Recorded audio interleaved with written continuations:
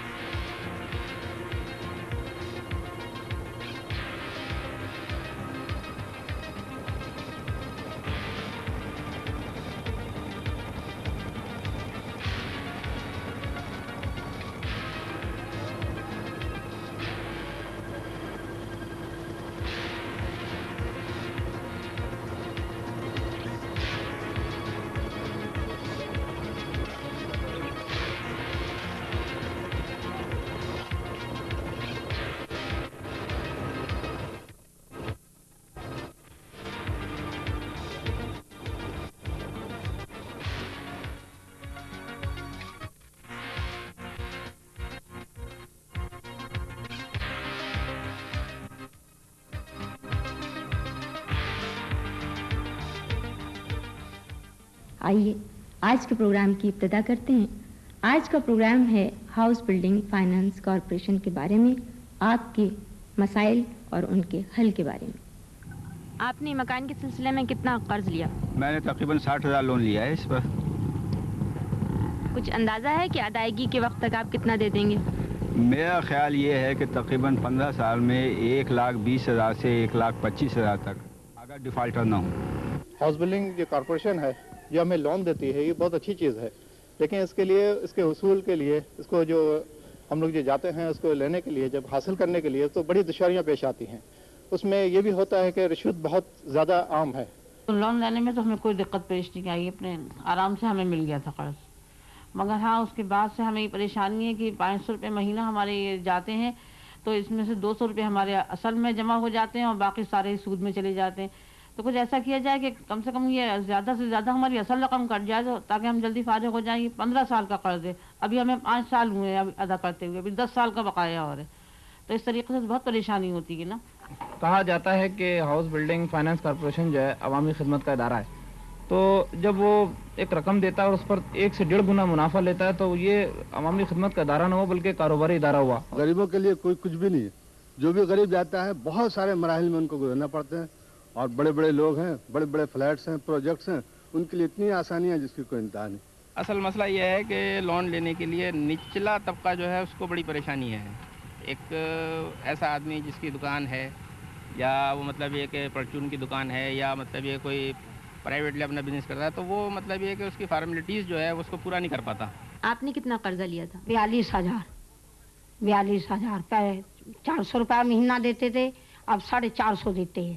اصل میں 200 کٹتا ہے، 250 سود میں چلا جاتا ہے. بالکل کلیئر کٹ ہے، رشوت دینی پڑتی ہے وہاں پر. عام طور پہ جتنا بھی عملہ اس میں اس سلسلے میں جو لون سیکشن کا ہوتا ہے، اس کے علاوہ بھی آڈٹ میں اکاؤنٹس میں جو لوگ بیٹھے ہوئے ہوتے ہیں سب کھلے عام کہتے ہیں کہ جی 5% ہوگا. 1 لاکھ روپے تک کا ہے تو 3,000 میں ہو جائے گا، اس سے کم کا ہے تو 5% پر ہوگا. 5,000 دیجیے آپ، ہو جائے گا آپ کا کام. وہ پیسے نقد نہیں لیتے ہیں، جب چیک ملتا ہے اس میں سے اپنا حصہ پر چیک لیتے چلے جاتے ہیں. شرکاء اکرام سے آپ کا تعارف. محترم جناب کے.ایم. تالپور صاحب مینیجنگ ڈائریکٹر ہیں ہاؤس بلڈنگ فائنانس کارپوریشن کے اور پچھلے 28 سال سے آپ کی خدمت کر رہے ہیں. محترمہ بلقیس فاطمہ صاحبہ ایگزیکٹو ڈائریکٹر ہیں اور یہ بتاتی چلوں کہ پچھلے 24 سال سے یہ عوام کی خدمت کر رہی ہیں.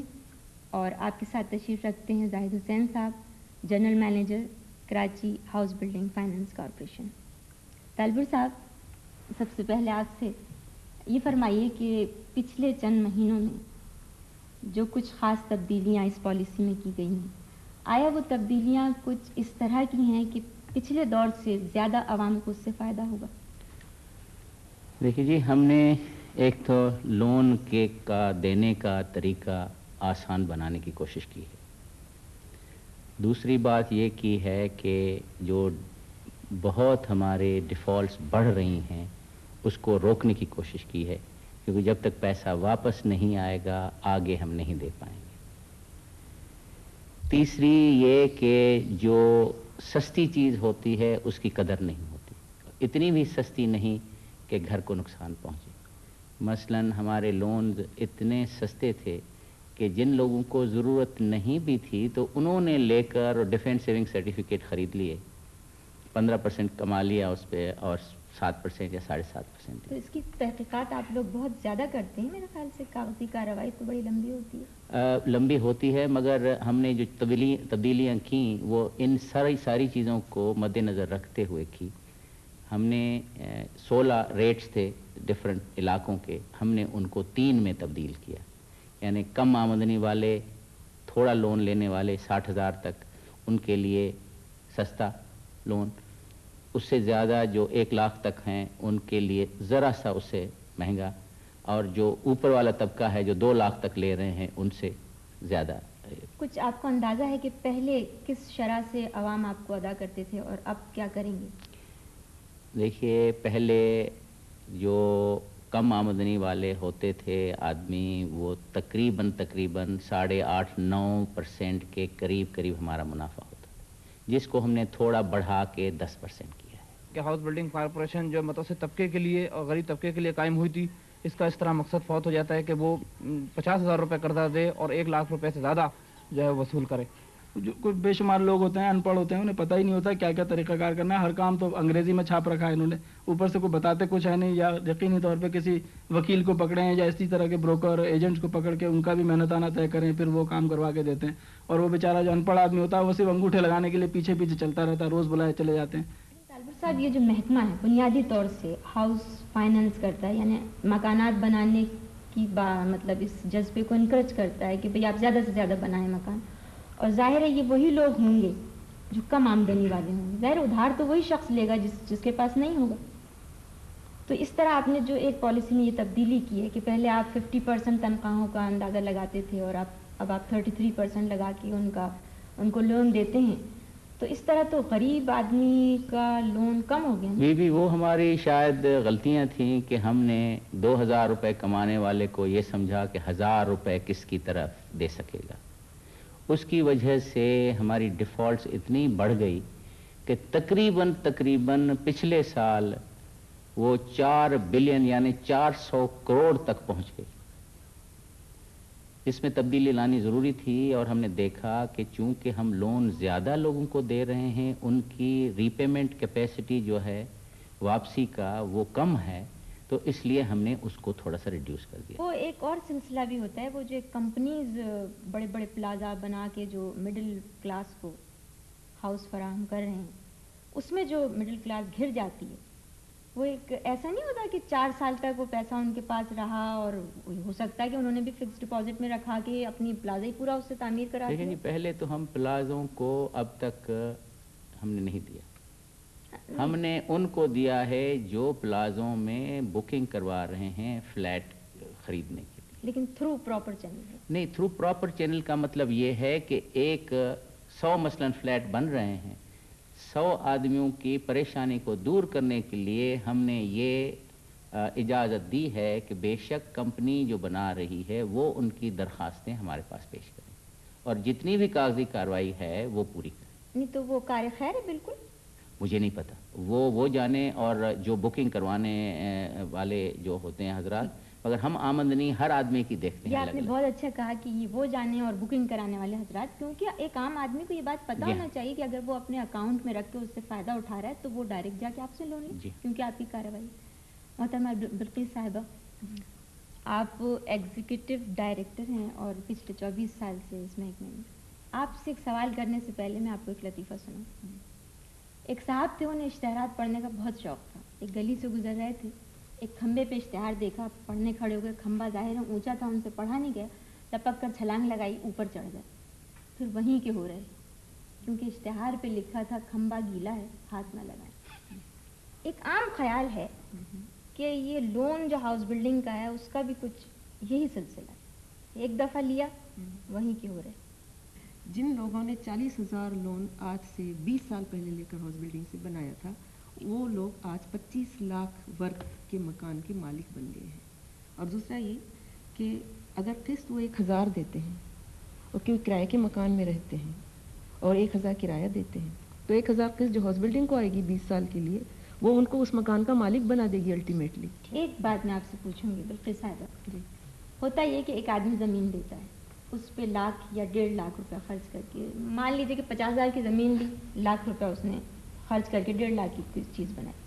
آپ سے اس نے لیے 50,000 روپے, اب وہ کرائے پہ اسے چڑھاتا ہے, آپ اس سے آدھا لے لیتے ہیں, آدھا وہ لگایا تو اس نے 1.5 لاکھ ہے اور آپ نے لگایا 50,000, تو یہ آدھا تو نہیں لیتے, ذرا کم, آدھا نہیں لیتے, اس پروپورشن سے لیتے ہیں جس پروپورشن سے ہم نے اس کے ساتھ انویسٹمنٹ کیا ہے. یہ بتائیں کہ پیسہ اس وقت جس وقت آپ دیتے ہیں کس کا زیادہ خرچ ہوا ہوتا ہے؟ اس کا ہوتا ہے, اس کا ہوتا ہے نیچرلی. اور ہم جو شیئر کرتے ہیں اسے, یہ آج کل جو ہماری اسکیم ہے وہ شیئرنگ اسکیم ہے. جی, تو ہم جو شیئر کرتے ہیں ہمارے انویسٹمنٹ کے پروپورشن میں شیئر کرتے ہیں, اس کا جتنا لگتا ہے اس کا اتنا ہی حصہ ہوتا ہے. ہمارا چھوٹا سا سروے تھا اس آپ کے پروگرام کے سلسلے میں, تو ہمارا جو اندازہ وہ یہی ہوا کہ مڈل کلاس کچھ تو کمپنیز کے چکر میں, یعنی میرا مطلب بلڈرز کے چکر میں, کیونکہ بلڈرز نے ان سے کہا کہ جی آپ نے دیکھا نا اشتہار آج بھی لگتے ہیں, آج بھی کئی, میں آپ کو اشتہارات بتاؤں کہ پہلے ہی لکھا ہوتا ہے کہ قرضے کی سہولت موجود ہے.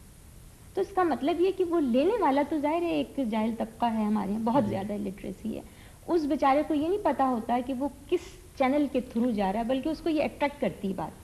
تو کبھی ہاؤس بلڈنگ فائنینس کارپوریشن نے ایسی کمپنیز یا ایسے کارپوریشن کو کچھ ہدایت دی کہ بھئی جب آپ کو ہم قرضہ دیتے نہیں تو آپ کا نام وہ کیوں لیتے؟ ایک تو ہمارا نام نہیں دیتے, لکھا ہوتا ہے ہاؤس بلڈنگ کا نام انہوں نے کبھی نہیں دیا ہوگا, دے نہیں سکتے وہ, اگر دیا ہوگا تو ہم نے اس پہ یقیناً ایکشن لیا ہوگا. قرضے کی سہولت وہ مہیا ہو سکتی ہے, وہ اور چیز ہے, اب کہاں سے ہوگی, ضروری نہیں ہے کہ ہاؤس بلڈنگ سے. یہ جو اسٹیٹ ایجنسی ہے اس کے اندر جہاں جائیداد کی خرید و فروخت کا سلسلہ ہے, وہاں پر کچھ کام یہاں تعمیرات کا بھی ہم لوگ کرتے ہیں. تو اس تعمیرات میں جو لوگ ہم سے, جن سے ہمارا ایگریمنٹ ہو جاتا ہے تعمیر کے سلسلے میں, ان لوگوں کی صرف ہم مدد کرتے ہیں, اس لیے کہ وہ ان کے پاس پیسے کی شارٹیج ہوتی ہے تو انہیں فائنینس کارپوریشن سے قرضے کی ضرورت پڑتی ہے تاکہ ان کا مکان جو ہے مکمل ہو سکے.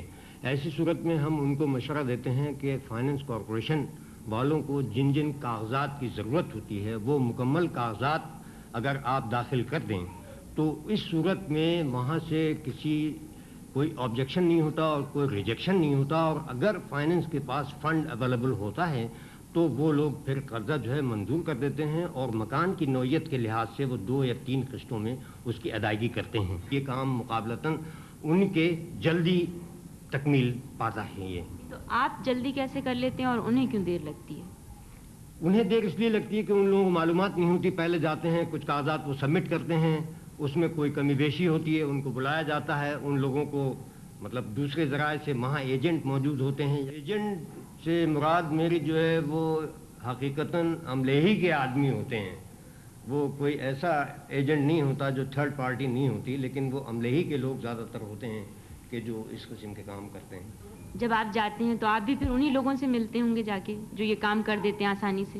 دیکھیں مجھے تو واقفیت ہے, میں تو جانتا ہوں, میں جاتا ہوں, کاغذات پورے رکھتا ہوں, اس کو سبمٹ کرتا ہوں, اور اس کے مطابق مطلب میں ڈیٹ لے کر کے اور ان کام کو اپنے وقت میں مکمل کروا لیتا ہوں. اچھا بالکل صاحبہ, یہ جو آپ قرضہ دیتی ہیں کسی مکان پہ, تو اس کی کچھ مراحل ہوتے ہیں کہ بھئی پہلے اگر بنیاد کھد گئی یا پھر اکٹھا دے دیتے ہیں؟ پہلے اپلائی کرنے کے وقت تو کوئی ضرورت نہیں ہوتی, وہ اوپن پلاٹ پر اپلائی کر سکتی ہے, ہم انہیں اوپن پلاٹ پر سینکشن بھی کر دیتے ہیں, لیکن پہلا چیک لینے سے پہلے انہیں پلنتھ بنانا پڑتا ہے. کوئی قرضہ آپ کی نظر میں ایسا ہے جو کہ بنیاد کی بنیاد پہ ہی پورا دے دیا گیا ہو؟